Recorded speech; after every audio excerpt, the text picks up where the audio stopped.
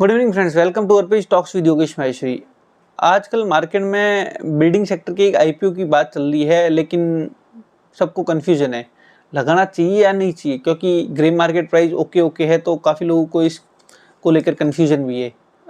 काफ़ी लोग grey market को देख के ही लगाते हैं, वो फंडामेंटली और कंपनी क्या है उसके बारे में जानकारी नहीं रखते।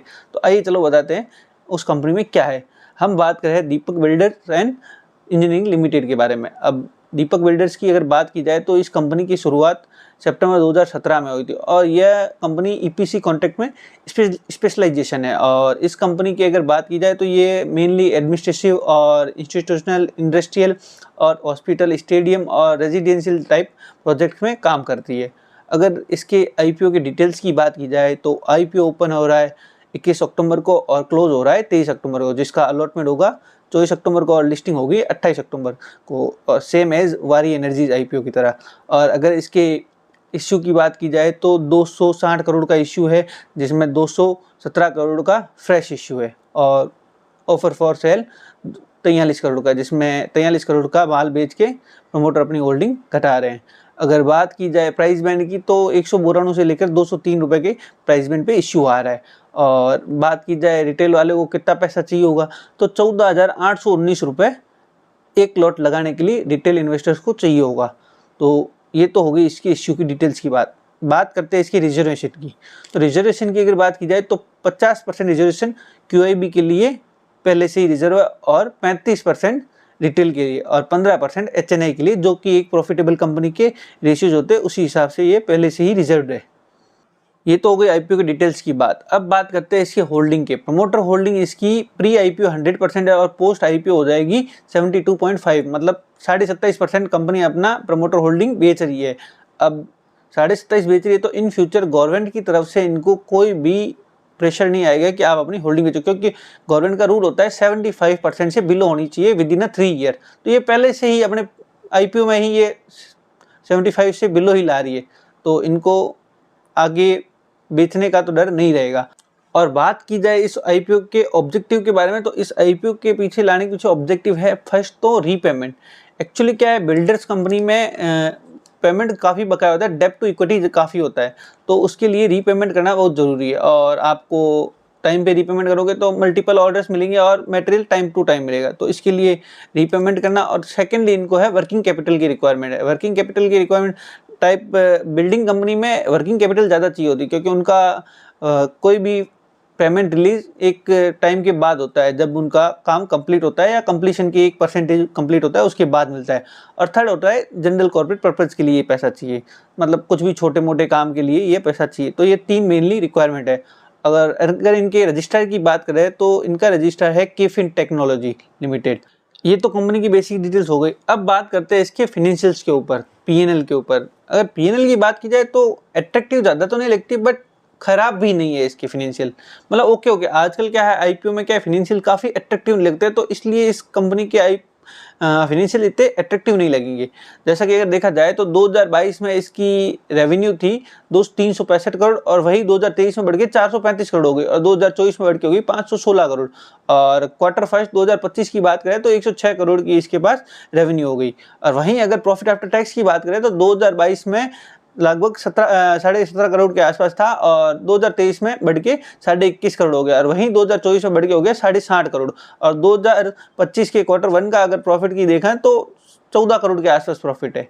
और वहीं अगर रिजर्व एंड सरप्लस की बात देखी जाए तो रिजर्व एंड सरप्लस 2022 में था लगभग 49 करोड़ के आसपास और वहीं 2023 में हो गया 65 करोड़ और 2024 में हो गया 124 करोड़ के आसपास। और टिल क्वार्टर 1 2025 की बात करें तो 138 के करोड़ के आसपास इनके पास रिजर्व एंड सरप्लस है, मतलब कंपनी के पास रिजर्व अच्छा खासा पड़ा है। ऑलरेडी कंपनी कुछ बड़ा करने का सोच रही है, लग तो यही रहा है। तो फिनेंशियल्स के देखने के हिसाब से ये कंपनी में कुछ ज़्यादा अट्रैक्टिव नहीं लग रहा है। ठीक है, रेवेन्यू 19% की ग्रोथ है वो ओके, बट अट्रैक्टिव एक चीज़ लग रही है, इसका प्रॉफिट जो कि ईयर ऑन ईयर बेसिस 182% की ग्रोथ पे आया है, जो कि काफ़ी कम कंपनी में मिलता है और इसमें मिल रहा है तो काफ़ी अच्छा लग रहा है, इसलिए ये थोड़ा जीएमपी इसी कारण आई है।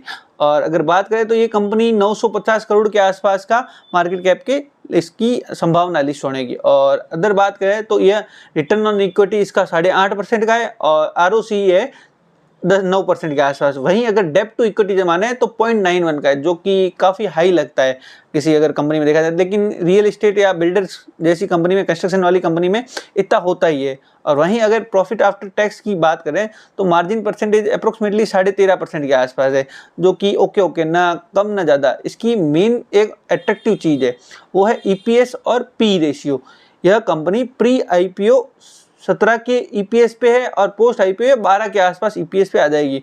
और वहीं पी रेशियो की बात की जाए तो प्री आईपीओ 12 के पी पे आएगी और पोस्ट आईपीओ या 16.5 के आसपास पी पे स्टैंड करेगी। तो 16.5 के पी पे स्टैंड करना बड़ी अच्छी बात होती है और काफ़ी अट्रैक्टिव भी लगती है। अगर कंपैरिजन करें इनके पीयर से, तो जैसे लाइक इनकी इरोकॉन इंटरनेशनल कंपनी है पीयर्स, तो वो 21 के पी पे मिल रहा है। और वहीं आलू वाले कॉन्ट्रैक्ट्स का देखें तो वो 36-37 के पी पे।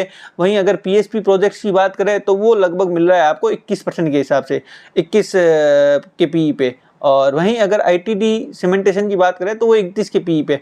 अगर पी के कंपैरिजन से देखें तो काफ़ी सस्ता मिल रहा है, लेकिन इनकी रेवेन्यू की ग्रोथ नहीं है तो ओके। बट हाँ, अब अप्लाई कर सकते हैं नहीं कर सकते वो जानते हैं, और जानते हैं इसकी स्ट्रेंथ और वीकनेस क्या क्या है। बात अगर स्ट्रेंथ और वीकनेस की जाए तो इस कंपनी की स्ट्रेंथ में है प्रूवन ट्रैक रिकॉर्ड। इसका ट्रैक रिकॉर्ड काफ़ी अच्छा है। इसने लगभग 76 कॉन्ट्रैक्ट कंप्लीट कर चुके हैं लास्ट 6 से 7 सालों में, और वो भी एकदम सक्सेसफुली अच्छे से।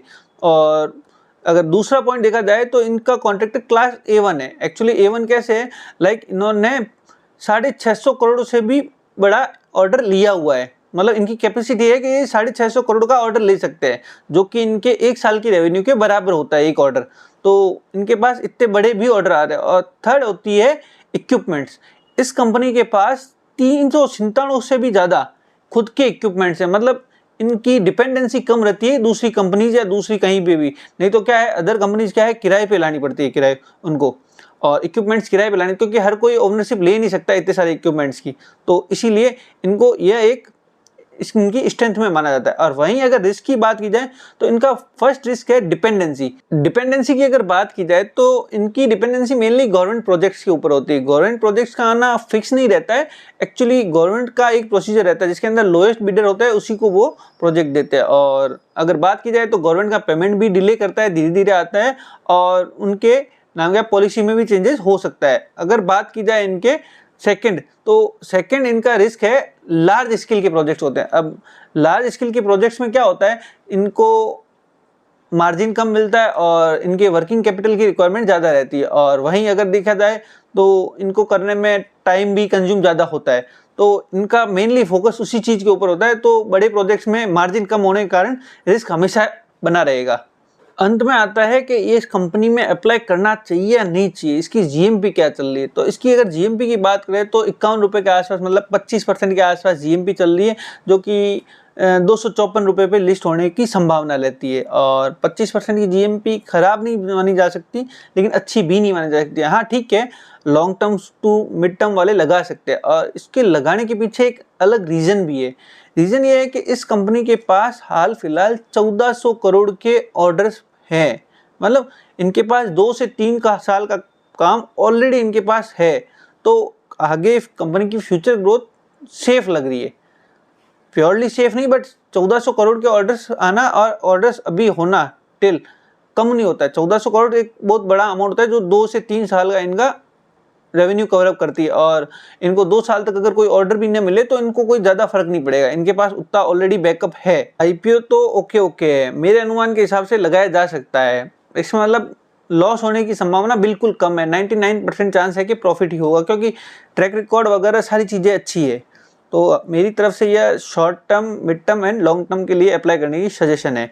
बट लिस्टिंग गेन ज़्यादा नहीं होगा, ओके होगा, बट ज़्यादा नहीं होगा। Thank you friends for watching us, and if you have any suggestion please put in the comment section and like, subscribe and comment.